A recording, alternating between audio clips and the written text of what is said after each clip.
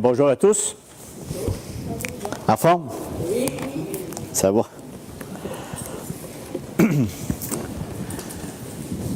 J'écoutais le témoignage tantôt de Stéphane. Et on voit que Dieu est toujours en contrôle. C'est lui qui mène. C'est lui qui dirige. Sans la main de personne, il était touché son âme. Ça ne veut pas dire qu'on n'est pas utile, là. Ça ne veut pas dire que nous, on ne peut pas faire ça. Mais on voit la puissance de Dieu en action. Et ça, c'est des témoignages qui sont... tous nos témoignages, de toute façon, serviraient à Dieu, c'est un miracle.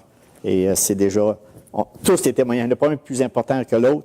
C'est comment je dirais ça? C'est la puissance de Dieu dans nos vies. La transformation qu'il fait, c'est ça qu'on devrait se réjouir. Voilà. Fait que, vous avez vu mon titre ce matin, « Quand une Église repart à zéro ». Ce titre m'est venu par rapport à un livre. Quand une Église repart à zéro. Ce livre-là m'a beaucoup inspiré pour le message que je vais vous donner ce matin.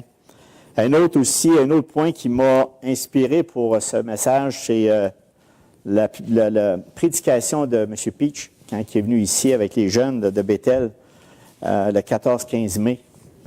J'ai beaucoup aimé le mot ADN. Il dit, l'ADN de l'Assemblée chrétienne de Rouyn-Noranda. Beaucoup aimé son exposé, tout ce qu'il a amené en disant une identification. Il parlait vraiment, vous avez une identification propre à vous autres. C'était vraiment intéressant, ça stimulait, parce que vous savez, le mot ADN, on a chacun un ADN personnellement. Alors, vous savez ça. Tout être humain, malgré les milliards qui existent sur la Terre, pas un a porté le même ADN. Nous avons tous un ADN propre à chacun de nous. Et c'est spécial parce que j'ai fait un lien avec ça. Nous, qui sommes l'Assemblée chrétienne de Rouyn-Noranda, on a notre ADN. On a notre ADN, on est propre à nous, on est vraiment spécial, pas spécial au point de vue de Dieu, qu'on est meilleur que les autres églises locales, mais chacune personne, chaque membre, chaque frère et sœur qui compose cette assemblée-là, a composé l'ADN de l'Église locale. Et ça, c'est ce livre que j'ai lu, que je me suis inspiré dedans, il a vraiment posé là-dessus. C'est un livre qui est inspirant, je voyais un parallèle avec l'Église, avec l'Assemblée chrétienne de Rouyn-Noranda, parce qu'il expliquait là-dedans son cheminement. Le pasteur lui-même, le cheminement qu'il a fait avec qui? Pas le pasteur qui a cheminé tout seul avec... Non, c'était le pasteur qui expliquait comment Dieu a travaillé dans l'Assemblée, lui, tous ensemble, pour honorer le Dieu vivant. Et c'était vraiment, vraiment bien. Il a sorti 4 points que je vais vous parler ce matin. 4 points importants qu'on doit se rappeler constamment, parce que c'est, vous savez, quand Dieu bâtit l'Église locale, nous sommes sous la bonne main de Dieu. Nous sommes sous sa bonne main. Mais quand l'homme s'en mêle, sans s'occuper de Dieu, et détruit ce que Dieu a fait et ce qu'il voulait faire avec nous, c'est le même qui fait l'homme. Et ça, c'est bon ce matin de se rappeler notre rôle, notre raison d'être là, de faire partie de cet ADN. Voyez-vous? Puis, c'est extrêmement important de se rappeler cette identité-là. Je vais vous faire rappeler des souvenirs parce qu'il faut se rappeler à un moment donné des bénédictions qu'on a eues parce qu'on est tellement ingrats qu'on oublie comment Dieu a travaillé avec nous. On oublie comment Dieu a fait avec nous. Vous comprenez? On a une identité propre. Fait que donc, mon but ce matin, c'est Dieu donne à chaque église locale un ADN unique, spécial, identifiable parmi les autres églises locales. Est-ce qu'on connaît vraiment ou véritablement ce que Dieu s'attend de chacun de nous? Que devons-nous faire pour accomplir la volonté de Dieu dans notre église locale? Je vais répondre à ces questions. Je prends un exemple, j'avais en tête, quand que je parle de ça sur le titre, c'est que je pensais au Cap de la Madeleine, par exemple, qui est une assemblée de l'Église des Frères qui a été veut dire qu'il y a quand même 50 ou 60 ans, je crois que c'est 60 ans d'existence. Et puis, à un moment donné, il y a eu un feu. Il a détruit le bâtiment, mais il n'a pas détruit l'Église. Disons, le bâtiment aide, là, parce qu'on serait dire dehors, on peut le faire, mais s'il pleut, ça va pas bien. Fait que donc, c'est utile.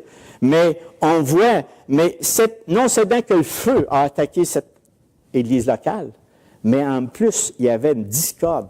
Il y avait vraiment une division entre eux autres. Ils n'étaient pas soudés ou unis à Christ. Et ça, c'est pas, je ne vais pas vous commencer à vous faire un parallèle en voulant dire qu'ils l'ont puni.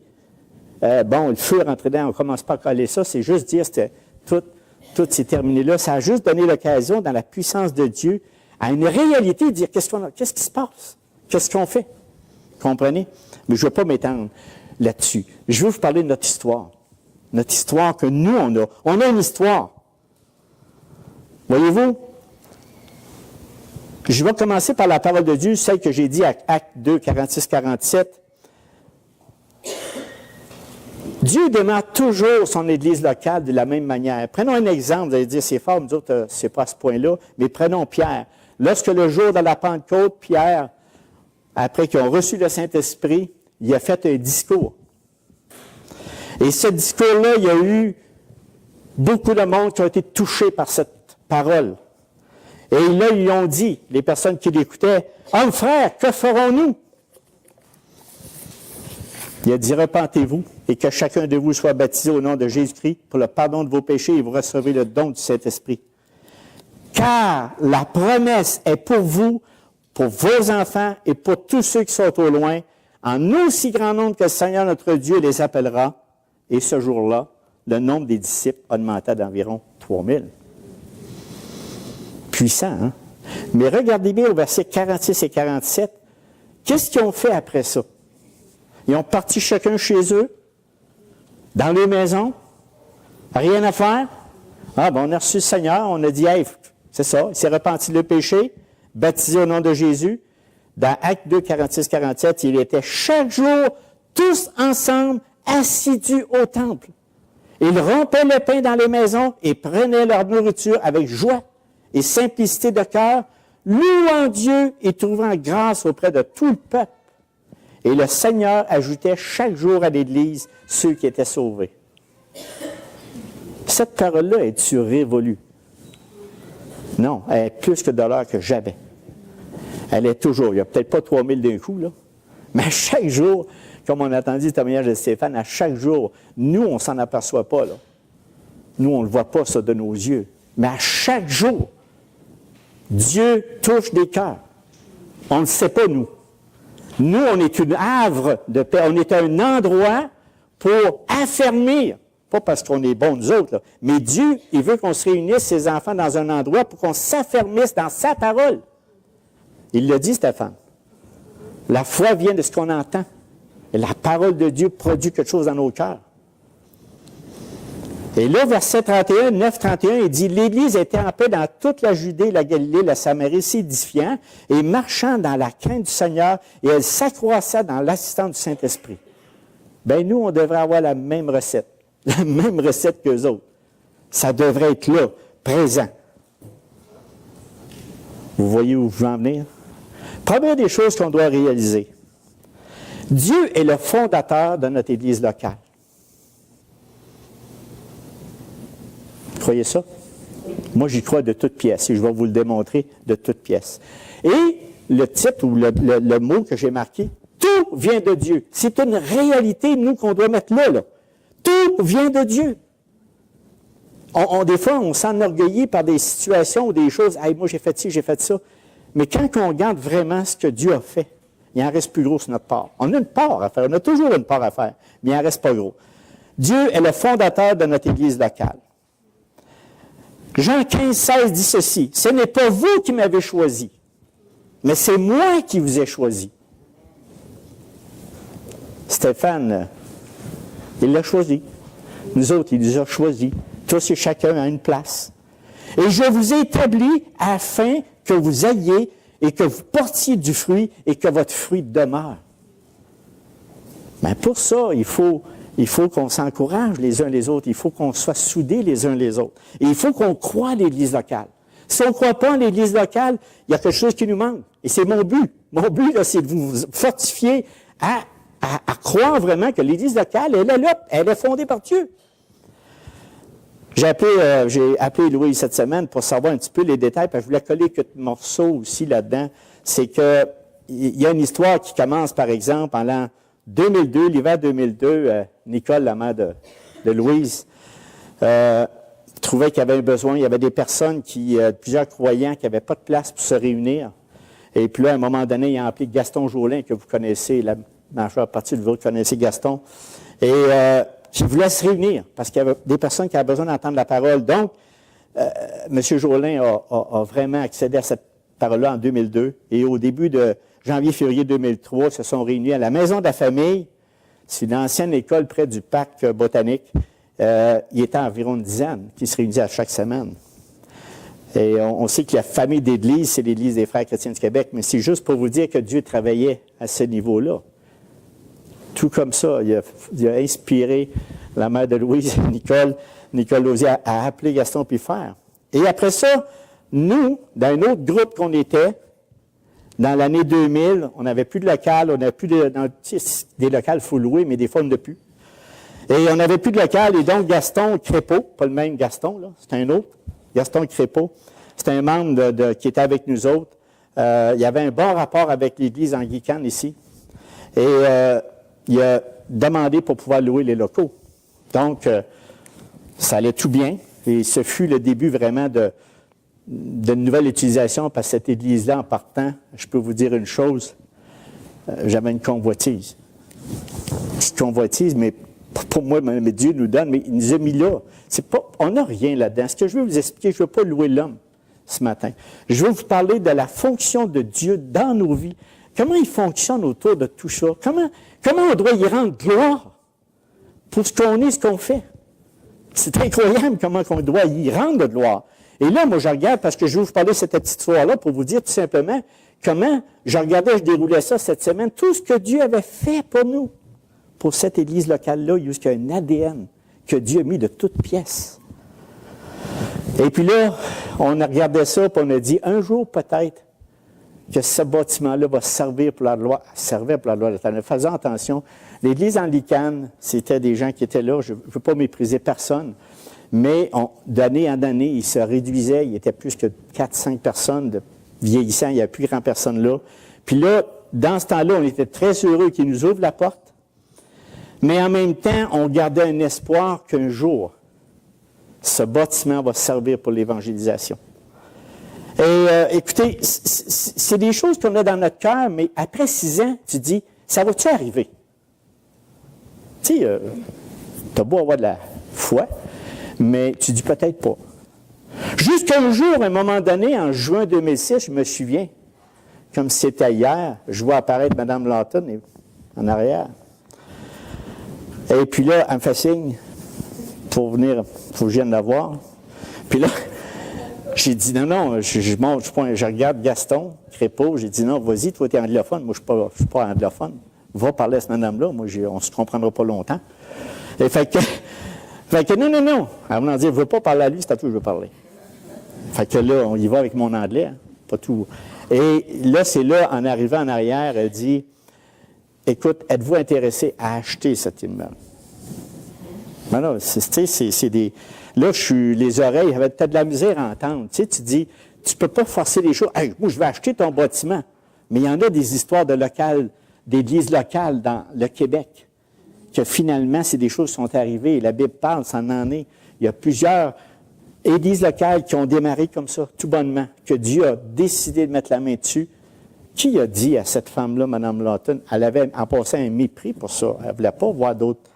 Tu sais, elle n'en voulait pas, là. Mais tout ça, c'est Dieu qui a changé son cœur. Pour nous autres, sans s'en rendre compte, elle était un outil dans les mains. Et après ça, tout de suite à ça, qu'est-ce qu'on va faire avec ça? Qu'est-ce qu'on va faire, Seigneur, avec ça?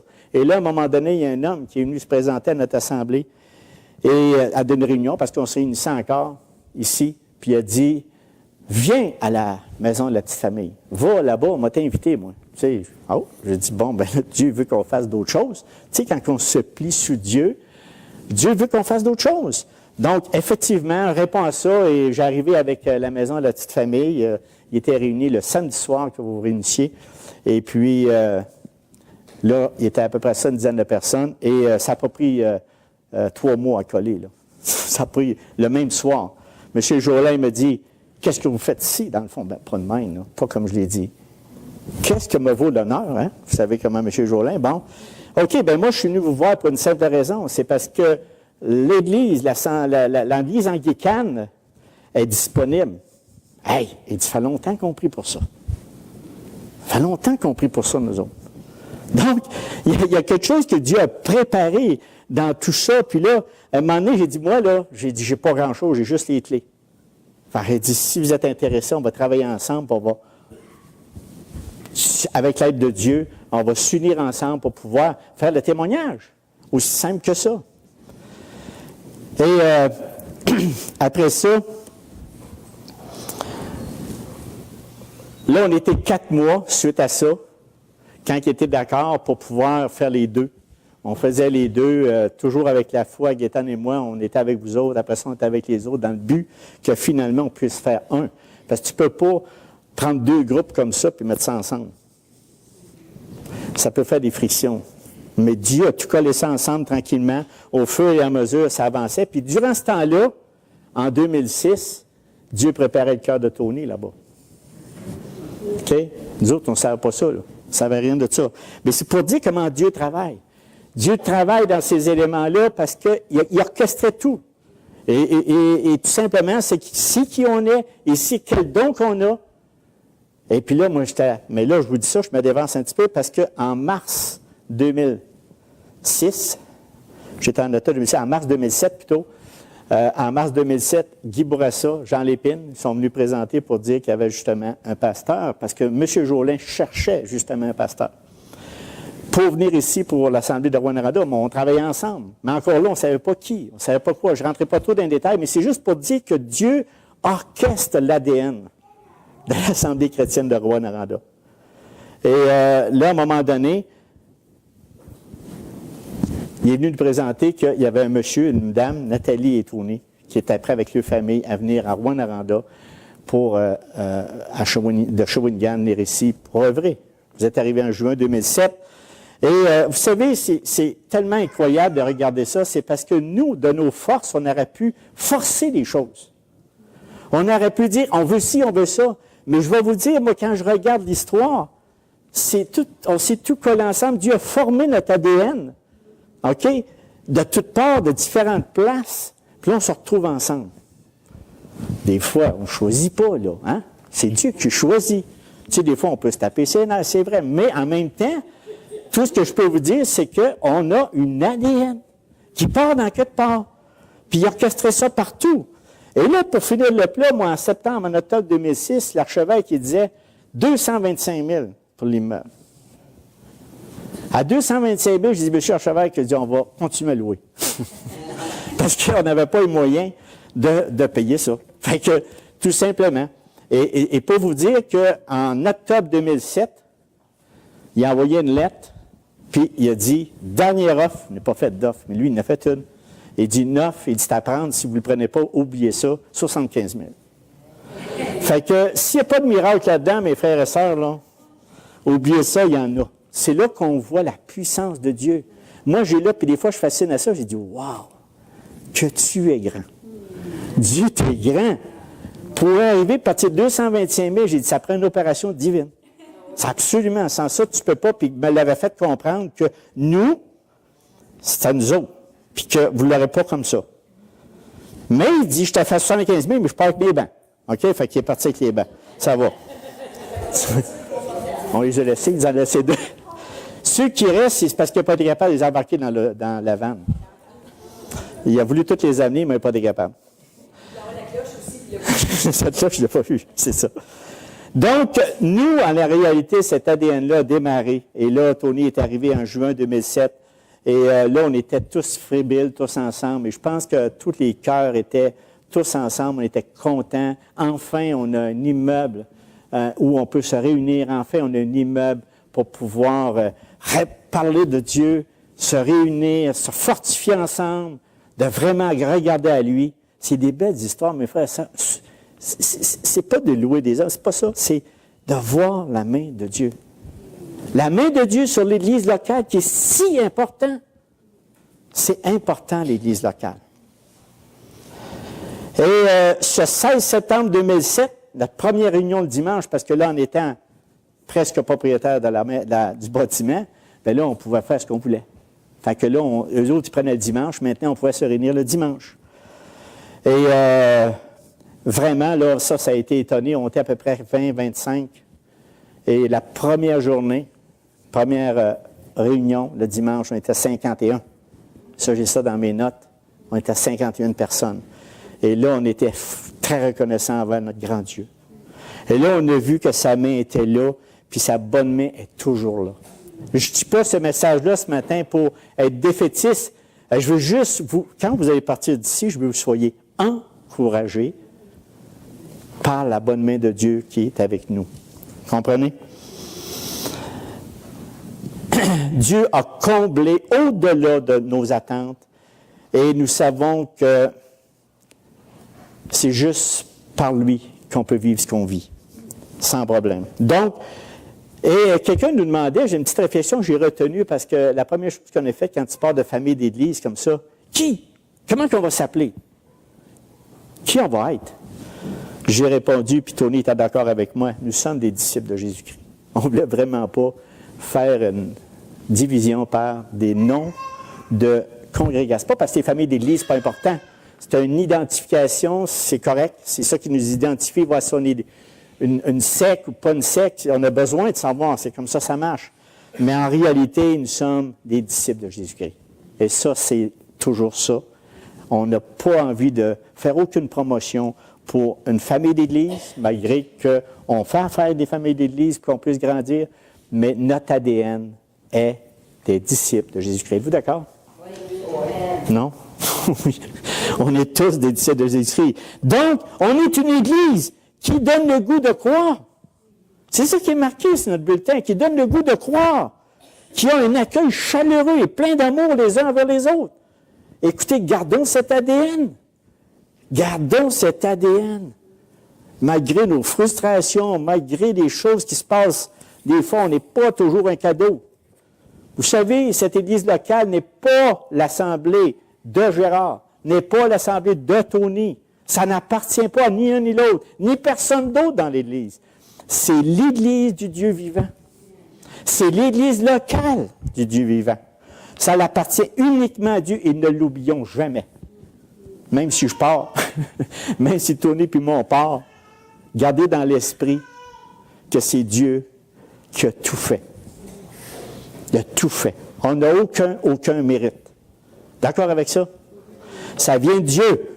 Ne l'oublions pas. Parce que, il nous arrivera, si on l'oublie, ça va faire ce qui est écrit dans Galates 5,15. Mais si vous vous mordez et vous dévorez les uns les autres, prenez garde que vous soyez détruits les uns par les autres. C'est une parole sage de Galates. C'est que si on ne tient pas compte de Dieu, c'est ce qui va nous arriver. Quand on a des épreuves, des frustrations entre nous, ce n'est pas à cause de Dieu, hein, vous savez ça? C'est notre attitude orgueilleuse, vaniteuse, égoïste, parce qu'on marche selon la chair et non par l'esprit. Exactement. Puis ça, mes frères et sœurs, je peux vous dire, avec le nombre d'années de faits dans les églises, je ne parle pas au travers de mon chapeau. Vraiment. J'ai toujours trouvé ça déplorable que l'homme défasse ce que Dieu fait. Ça me donne mal au cœur. Excusez l'expression, hein, mais on ne devrait pas arriver à ça. Mais notre nature humaine, il faut qu'elle soit mâtée par un Dieu vivant. Il faut qu'elle soit reprise. On doit se repentir de ça, hein? Vous savez ça? Et j'ai été obligé de faire pareil. Il n'y a rien de nouveau sur le soleil. Il n'y a rien de nouveau. On a toujours besoin du Dieu vivant pour nous ramener à l'ordre. Toujours. Puis quand ça va mal dans notre tête, puis on a envie de dire « Wesh! L'Église locale, mettez-vous à genoux. Parce que vous êtes en train de bafouer ce que Dieu fait. Excusez-moi, mais c'est ça qu'on fait. On bafoue ce que Dieu, parce que l'Église locale appartient à Dieu. Quand il l'a dit à Pierre, il a dit, je bâtirai mon Église. Vous avez dit, mon Église, c'est toute personne. Oui, toutes les personnes. Non, mais l'Église locale. C'est pas pour rien que j'ai lu Actes 2, 46 et 47. Ils se réunirent ensemble pour être édifiés, encouragés par la parole. Donc, on ne peut pas bafouer ce qui appartient à Dieu. Donc, tout vient de Dieu. Puis en passant, est-ce que les personnes de Rouyn-Noranda voient facilement notre Église locale en paix les uns avec les autres? Posons-nous la question, mes frères et mes sœurs. S'édifiant, marchant dans la crainte du Seigneur. Est-ce qu'on craint assez le Seigneur pour dire, Seigneur, écoute, ça va pas bien, là. Place mon cœur. Et elle s'accroissa par l'assistance du Saint-Esprit. Disons que Dieu est toujours à l'œuvre avec nous et à tous les jours. Sommes-nous prêts à expérimenter sa puissance d'une manière nouvelle au milieu de nous? Pas parce qu'on est en arrière, juste que je vois que ce qu'on fait dans le moment, on est dedans. C'est pas correctif. Je veux juste vous encourager, je me répète, vous encourager à continuer à faire ce que vous faites. Donc, le but de l'Église locale répond à 3 questions. C'est toujours la même chose. Ça répond toujours à 3 questions. Comment Christ peut-il devenir réel et plus présent dans ma vie? Elle répond à ça, l'Église locale. Tu sais, vous allez voir, oui, on avance. Mais comme Stéphane l'a dit tantôt, ça ne s'arrêtait pas là. Il s'est vu à côtoyer l'Église, il s'est mis à voir des autres frères et sœurs, puis avec l'Écriture, il a grandi. Tu peux pas. Deuxième question là-dessus, il dit, comment puis-je saisir clairement la volonté de Dieu pour ma vie, pour mon Église locale? Puis avons-nous une soif d'expérimenter davantage la présence de Dieu? Si vous me dites non, là, ça va pas bien. Mais avez-vous cette soif d'expérimenter cette présence de Dieu dans nos vies et dans notre Église locale? Si oui, ça va bien.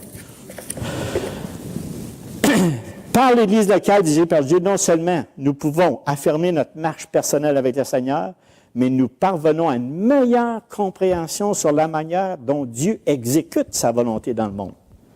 Dieu prêche son évangile par les églises locales. C'est un témoignage.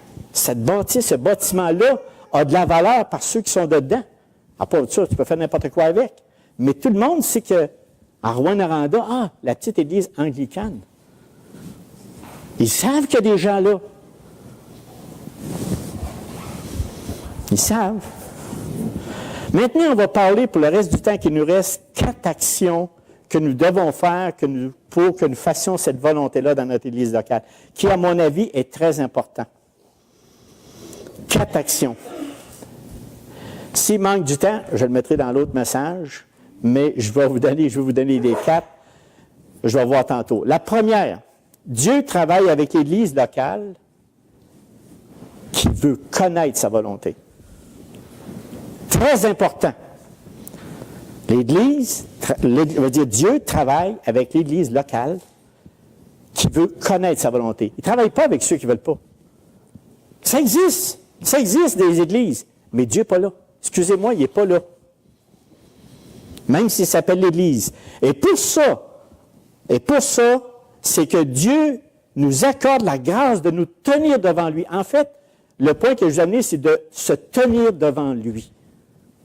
Pas tenir devant le leader, pas se tenir devant le pasteur, mais se tenir devant Dieu. Ça devrait être l'élément principal de notre vision de l'Église locale. Dieu dirige. Vous savez, on a des responsabilités, que ce soit... On a toujours des responsabilités. Et ça, j'en shake presque. Des fois, quand je regarde ce que Dieu dit pour celui qui amène la parole. Fait griller sur place. Hein? Ça n'a pas d'allure comme une responsabilité. Puis des fois, j'entends des choses, je dis « Wow! » Mais moi, là, je veux me mettre sous son aile. Je veux vraiment être à l'écoute du Dieu vivant. Je veux être à son écoute, pas d'autre. Oui, on s'encourage les uns les autres. C'est bon de s'encourager les uns les autres. Mais celui qui devrait nous toucher, c'est bien Christ, puis sa parole. Jean 12, 26, il dit ceci. J'ai mis un verset à chaque point, peut-être deux même, pour chaque point qu'on puisse le ressortir. Si quelqu'un me sert, qu'il me suive. Et là où je suis, là aussi sera mon serviteur. Avez-vous bien compris? Ça veut dire qu'il est là si nous autres, on le suit et on le sert.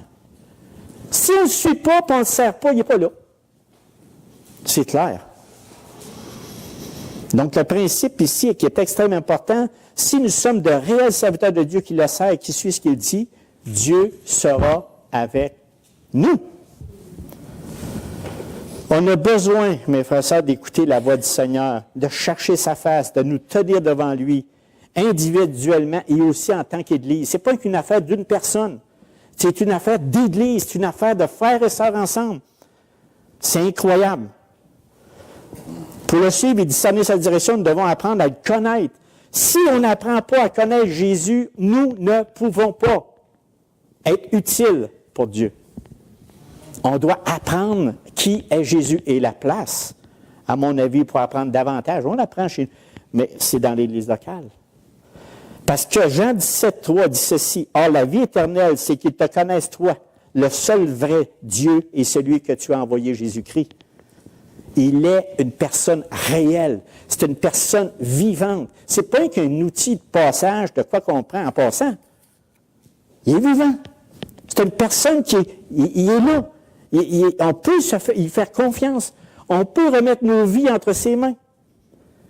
Jean 8, 31 et 32, il dit, « Si vous demeurez dans ma parole, vous êtes vraiment mes disciples. Vous connaîtrez la vérité et la vérité vous rendra libre. » Moi, en tout cas, je suis heureux de connaître la vérité de Dieu. On arrête de se faire berner, hein? Avec Dieu, c'est clair. Il n'y a pas de niaisage avec ça.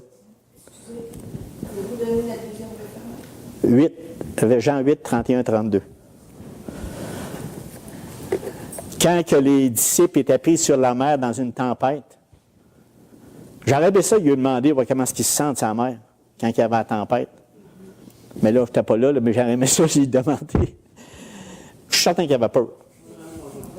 Il y avait la chienne, comme on dit dans notre langage, nous autres, il y avait la chienne, puis il était sûr qu'il n'était pas mourir.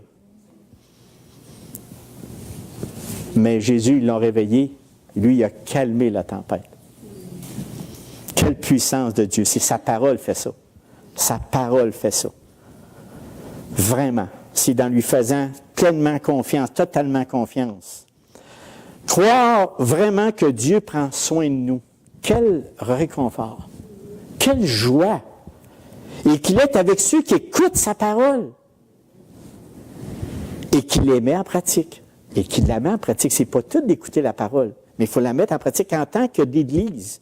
En tant que l'Église locale, pour pouvoir être fortifiés les uns des autres et pouvoir avancer dans cela, puis croire en l'Église locale, premièrement, il faut connaître son Fils Jésus-Christ, puis de s'accrocher à lui, comme il faut. Puis on a-tu des exemples de sa puissance? La mer Rouge qui était séparée en deux, la manne, la guérison des aveugles-nés. Puis le plus grand mystère, le plus grand miracle, c'est bien d'avoir des églises locales. Puis prendre un groupe de personnes disparates comme on est, là, puis les réunir ensemble sur un seul nom, qui est Jésus-Christ. Wow! C'est-tu quelque chose, ça? Ça, c'est le plus grand des miracles. Mais ne l'oublions pas. Philippiens 4,13, il dit « Je puis tout par celui qui me fortifie, qui est Christ. » Semaine après semaine, nous avons besoin d'être devant lui, nous avons besoin d'être enseignés par sa parole, afin de prendre réellement conscience de l'œuvre de Dieu, que Dieu désire accomplir en nous et à travers nous. Non seulement il prend toutes les choses en main, mais il dit « Hey, j'ai besoin de toi, moi. Tu es mon enfant. Non seulement tu es mon enfant, mais moi, je veux faire une œuvre au travers de toi. Je veux faire une œuvre. Puis cette œuvre, c'est que tu parles de mon Fils Jésus. Puis que tu montres, pas une obligation, mais que juste à te voir marcher, parler, et qu'importe, il voit au travers de toi Jésus qui vit en toi. C'est extraordinaire, hein? C'est merveilleux. Mais pour ça, nous avons besoin de prier. Puis moi, vous dire quelque chose ici à l'Église, à l'Assemblée, à notre Église locale. Vous avez remarqué qu'il y a plusieurs, là, on a plusieurs moments de prière. Moi, je loue Dieu qui nous a mis à cœur. Puis là-dessus, j'aimerais faire une parenthèse. Ne vous sentez pas brimés, ni un ni l'autre. Dieu donne le vouloir et le faire. Ceux qui ont le goût de prier, ils le font. Mais à l'heure actuelle, on a mis un ingrédient très important dans l'Église, c'est la prière. Puis même, je vous dirais, des fois, on dit ça parce que des fois, on est en groupe, et là, on les voit faire. Mais j'espère que chacun de nous, on prie sans cesse pour que l'Église locale puisse garder son nom et qu'on puisse être un témoignage vivant pour Jésus-Christ. Je sais qu'on le fait. Faites-le. Continuez à faire et à prier, parce que prions sans cesse, individuellement ou en groupe. Mais on est sur le bon chemin là-dessus. Continuons à travailler là-dessus. Pourquoi on fait ça? C'est pour que Dieu nous donne la vision. Sa vision. Pas notre vision, mais sa vision. Parce que nous autres, on ne prend pas de temps, puis des fois, on regarde ça, on a dit, waouh, qu'est-ce qu'il faut que je fasse? Là, il faut que je fasse ci, il faut que je fasse ci, il faut que je fasse ça. Pour amener des gens à Christ. Non, arrête, énerve-toi pas, là. Dieu est en contrôle. Nous, on a juste besoin d'être là, vivant, pour, quand quelqu'un se présente à nous, de le encourager, le fortifier, à ce qu'il continue à servir le Maître. On n'a pas besoin de s'inquiéter. Pas besoin de s'inquiéter. J'ai connu, moi, la manne des églises. Puis ça, c'est pour en aller mieux, là. Après ça, là, j'ai descendu, ça le... Tu sais, j'ai dit, Dieu, qu'est-ce que je fais avec ça? Là, je prenais une culpabilité sur mon dos. Il dit, c'est pas ton oignon, ça. C'est pas tes affaires. Fais ce que tu as à faire. Fais ce que tu as à faire. Parle de ma parole. Exhorte, fortifie ma parole. Le reste, je m'en occupe. Soyons pas découragés, mes frères, mes sœurs, même si on est méprisé des fois, même si on est méprisé en tant que croyant, restons fermes dans cette foi que Dieu est en contrôle. C'est lui qui m'aime. C'est d'être complètement dépendant de Dieu et de sa grâce, pas autrement. Nous devons être au service du Maître. Christ est le chef de chaque Église locale. Nous devons persévérer à l'écouter et être prêts à agir lorsqu'il nous le demande. Puis des fois, ça ne fait pas notre affaire. Est-ce qu'on y croit? Est-ce qu'on croit à l'Église locale? Si on vous nous laisse là, parce que Dieu travaille avec l'Église locale qui veut connaître sa volonté. Deuxièmement, l'Église locale doit voir Dieu à l'œuvre. On a besoin de voir ça. Si on ne voit pas ça, là, on a un petit problème. On a un problème. Parce que c'est le deuxième point. Il faut absolument voir Dieu à l'œuvre. Et moi, je vois Dieu à l'œuvre ici. Oui, je le vois. Et cet item-là, il est couvert prions pour que Dieu nous accorde la grâce de lui faire confiance. C'est lié ensemble, ça. Quand on dit l'Église locale doit avoir Dieu à l'œuvre, c'est de lui faire confiance, comme je viens de parler tantôt. C'est le deuxième point. De faire confiance que Dieu est en contrôle. C'est de faire confiance que Dieu va l'amener là où on veut nous amener. Puis j'ai un exemple pour ça. Mais avant, je voudrais lire le verset clé que j'ai mis là-dessus.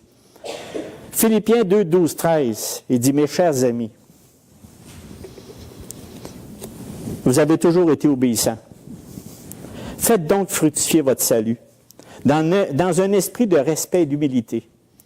Non seulement quand je suis présent, mais bien plus maintenant que je suis absent, car c'est Dieu lui-même qui agit en vous pour produire à la fois le vouloir et le faire conformément à son projet plein d'amour. Est-ce qu'on veut participer à ce projet plein d'amour du Dieu vivant? C'est ça notre question. Bien, pour ça, il faut faire confiance à Dieu que qu'est-ce qu'on fait à l'Église locale est vrai. C'est tangible, c'est potable, c'est pas rien. On ne s'en vient pas ici là, pour avoir des sanctifications, pour retourner en étant justifié devant Dieu. On est déjà justifié.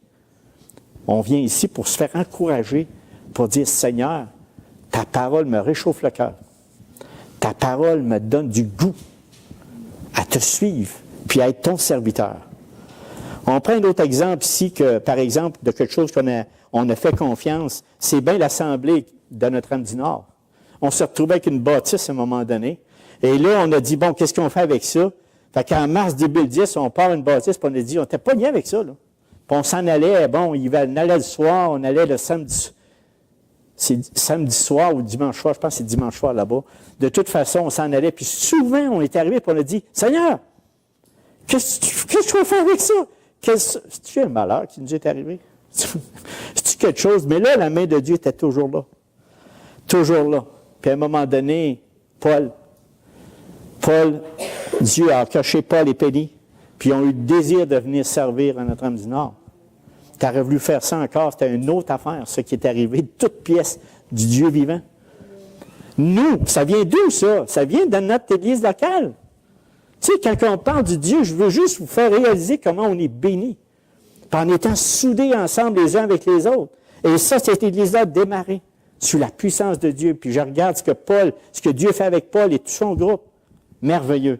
Je sais que Paul est humble là-dessus, il n'y a aucun problème. Mais c'est quand même Dieu qui l'a emmené là, à venir servir au Notre-Dame du Nord. Quelle joie! Vous voyez un Dieu grand? C'était le pire endroit qu'il n'y avait pas dans le Nord. C'était le pire endroit. C'était l'endroit, le témoignage le plus laid qu'il n'y avait pas dans Notre-Dame du Nord. Et Dieu l'a servi à sa gloire.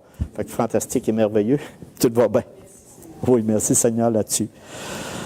Donc, prenez le camp Jolivet, c'est la même affaire. On y fait confiance. On fait confiance à Dieu qui va s'occuper puis qui va amener à ce qu'on est. Mais là, ça en est toutes une raison d'être. Ce que je suis en train de vous parler ce matin, c'est une raison d'être. Du pourquoi qu'on sert l'Église locale, on sert Dieu. Quand je pense à toutes ces 10 dernières années, je pense au verset suivant, Marc 9, 23, il dit « Tout est possible à celui qui croit ». Matthieu 17, 20, je vous le dis, en vérité, si vous aviez de la foi comme un grain de moutarde, vous diriez à cette montagne, déplace-toi d'ici, jusque-là, et elle se déplaçait, rien ne vous serait impossible. Vous savez, la foi est l'acte personnel par lequel l'homme se tourne vers Christ en acceptant, en conséquence, sa doctrine et son œuvre. Et pour ça, l'Église doit croire fermement aux promesses divines. Tu n'as pas le choix. Si on ne croit pas au livre, si on ne croit pas à la Bible, à l'Écriture, on est fait à l'os. Si on ne croit pas que notre Dieu a tout le contrôle sur nos vies, on n'est pas dedans. Prenons un exemple. Des fois, on a fait les offrandes ce matin. C'est une autre affaire que ça demande de la foi dans une église locale. J'ai entendu combien de commentaires. C'est des choses que j'ai vécues pendant des années. Ouais, mais là, qu'est-ce qu'ils vont faire avec ça? Puis c'est quoi? Moi, je peux vous dire comme expérience, après 30 années et plus, jamais, j'ai dit le mot jamais, il est pesé dans ma bouche. Jamais. Puis Dieu ne doit rien. Dieu ne me doit absolument rien. J'ai fait juste ce qui était nécessaire. J'ai jamais été, comment je dirais ça, perdu quelque chose, quoi que ce soit. Juste la chair nous dit, « Hey, t'as-tu vu comment te donner? » Ça, c'est la chair. Tu additionnes ça. « Hey, qu'est-ce que j'aurais fait avec ça? » C'est juste la chair qui fait ça. Mais quand tu regardes à Dieu, au Dieu vivant, quand tu regardes ta vie, qu'est-ce que tu es par rapport à Dieu? Non, non, non, non, Seigneur, enlève ça de mon cœur. Et je loue l'Éternel de m'avoir donné cette libéralité de le faire. Et il faut le faire avec quoi? La foi. C'est la foi. Il faut le faire vraiment dire, Seigneur, je crois à ce que tu as préparé ici, l'ADN de l'Assemblée chrétienne de Rouyn-Noranda, l'Église locale que tu as mis de toutes pièces ici. C'est d'y croire. Ayons pas honte, mes frères et mes sœurs, d'amener quelqu'un ici à la parole de Dieu. Il y en a qui ont beaucoup de fois qui voyagent, qui font, j'en vois des personnes qui font 100 km, 70 km par semaine. Il faut croire en quelque chose, là. Je l'ai déjà fait pendant 10 ans. Mais ça, c'est parce que j'avais dans ma tête, pas pour faire une œuvre, pour que Dieu me regarde d'un bon œil. Je l'ai fait parce que je croyais en l'Église locale, à la foi. J'avais la foi en l'Église locale. Je croyais vraiment que ça fait la différence. J'y crois encore. On a la formation continue. On a, comme l'Académie des évangélistes, c'est tout de quoi en but de mieux connaître la volonté de Dieu qui se passe dans le moment. Puis aussi, l'Église a le meilleur entraînement pour s'aimer les uns les autres. On n'est pas... Non, ben c'est parce que c'est une réalité, hein? On n'est pas toujours agréables les uns avec les autres. Donc, automatiquement, Dieu dit, bon, tu vas apprendre. Tu es prêt à payer, mon ami? Il dit, faut que tu aimes. Bien, c'est correct. Je trouve qu'il fait bien ça. Tout ce qu'il promet, il va le faire. Tout ce qu'il a promis, il va le faire. Car celui qui le sert dans une église locale se trouve à l'endroit même où la manifestation... Quand on veut voir vraiment l'œuvre de Dieu, c'est vraiment dans une assemblée. On le voit par des guérisons. On le voit par des choses que les personnes qui étaient complètement à terre et puis étaient relevées par la parole de Dieu. C'est lui qui l'a relevé. Puis ici, dans Luc 14, 27 et 33, il dit « Quiconque ne porte pas sa croix ne me suit pas et ne peut être mon disciple. » Fait qu'écoutez, on a une croix à porter. Mais en même temps, on sait qu'on est son disciple. Et quiconque d'entre vous ne renonce pas à tout ce qu'il possède ne peut être mon disciple. Comment une poignée, j'ai une question, il dit, comment une poignée de chrétiens découragés et abattus peut-il devenir une église locale solide, mature, confiant et remplie de foi et fidèle dans l'accomplissement de sa mission dans le monde? Oui. Comment une église locale peut-elle voir Dieu agir au milieu d'elle-même aussi puissamment? Ces choses sont possibles, j'ai la réponse ici, puis je l'ai écrit parce que je voulais bien le formuler. Ces choses sont possibles lorsque chacun de ses membres vit, jour après jour, dans la conscience de la présence du Dieu vivant et dans la soumission à sa conduite. Et plus nous nous tenons devant lui faisons confiance et le voyons agir, plus nous acceptons de nous laisser transformer individuellement en tant qu'Église afin de pouvoir participer à quoi? À son œuvre. C'est pas qu'une théorie, cela. C'est pas juste un principe, c'est une réalité. Tellement pratique.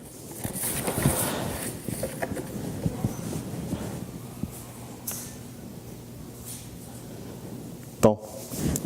Moi, je vais vous prendre un peu de temps, mais on va compléter pareil. Ça vous va? Mais je pense que je vais en savoir plus. Non, c'est ça. Mais, OK. Persévérer dans la soumission, c'est pas dans le but que vous écrivez, fait que c'est pas ça le but pantoute. Là, si maintenant, dans une église comme ça ici, quand on regarde, c'est que j'ai passé justement le troisième point qui était là, c'est de transformer. Quand il dit quiconque porte sa croix, c'était mon troisième point. J'étais déjà dedans. Je l'ai échappé. Il a juste passé à côté. Mais le troisième point, c'est que notre but à chacun, c'est bien connaître le Dieu et la mission qu'il a donnée à son église locale. Et là, le troisième point, c'est de nous laisser transformer par lui. De nous laisser transformer par lui. Vous savez, des fois, on est offensé. Tous chez chacun, on a vécu ça à un certain moment donné.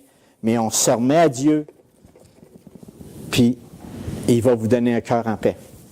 J'ai une autre place aussi ici que je voulais dire dans ce point pour laisser transformer, parce que nous, dans notre être, dans notre âme, s'il y a quelque chose qui est très puissant, c'est bien de la critique.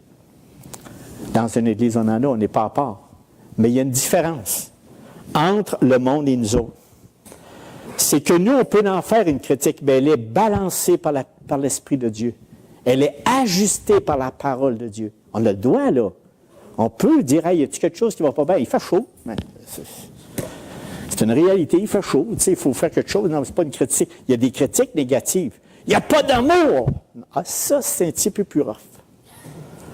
Ça, j'ai plus de misère avec ça. Tu sais, il n'y a pas d'amour. Là, je dis des fois, quand on se regarde dans le miroir, on voit qui? On voit nous. Puis souvent, la plupart du temps, quand on dit ça, c'est parce que c'est nous qui en avons besoin. On a vraiment besoin de demander à Jésus-Christ de mettre de l'amour dans notre cœur. OK? Fait que quand on dit qu'il n'y a pas d'amour, il ne faut pas dire ça. Au bonheur, il n'y a personne qui s'aime là-dedans. Mais en tout cas, tous des points qu'il faut se regarder à la lumière des Écritures afin qu'ils changent nos cœurs. Et ça, l'Église locale, elle est pour ça. On aura toujours la critique ou de l'opposition.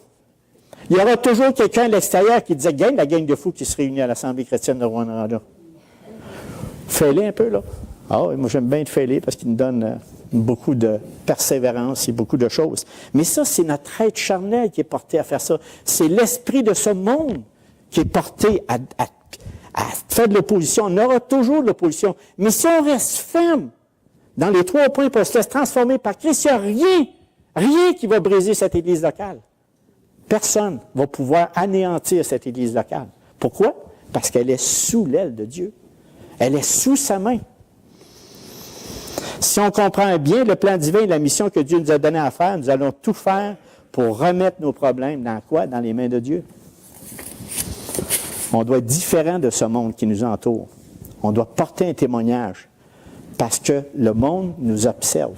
Ne l'oublions pas. Le monde nous regarde. On ne peut pas imaginer comment on peut influencer le monde. Le monde nous influence, mais nous, sous l'aile de Dieu, on influence le monde. C'est garanti. Et ça, par qui? Par la puissance de Dieu. Il n'y a pas rien d'autre qui peut faire ça. C'est juste Dieu. Il faut juste dire, Dieu, merci. Merci de me donner quelque chose sur la bouche pour parler de ton Saint-Nom, car je suis tellement heureux de te connaître.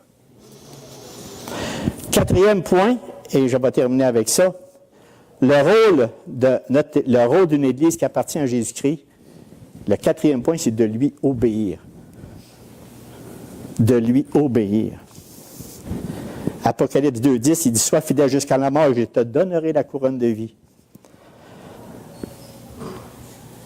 Les églises sont puissamment utilisées par lui, sont celles qui ont appris à lui obéir. Ceux qui sont le plus, qui portent le plus d'œuvres, c'est-à-dire qui ont plus d'impact sur ce monde, ce sont des églises locales qui ont appris à obéir au Dieu vivant. Et il n'est pas là à dire, regarde, Dieu m'a fait ces plans-là, ces plans-là. Dieu, que veux-tu que je fasse? Donne-nous clairement, par la prière, les choses à faire. Puis comme Tony dit si souvent, que Dieu va bénir. Que Dieu va bénir. Nous, on est portés à faire des choses pour que Dieu... Non, des fois, ça vient de nous, ça ne marche pas.